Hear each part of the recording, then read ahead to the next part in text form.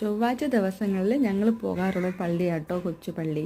അപ്പോൾ അവിടെ പെരുന്നാളായിരുന്നു. പെരുന്നാൾ സമയത്തും ഞങ്ങൾക്ക് പോകാൻ പറ്റിയിട്ടുണ്ടായിരുന്നില്ല.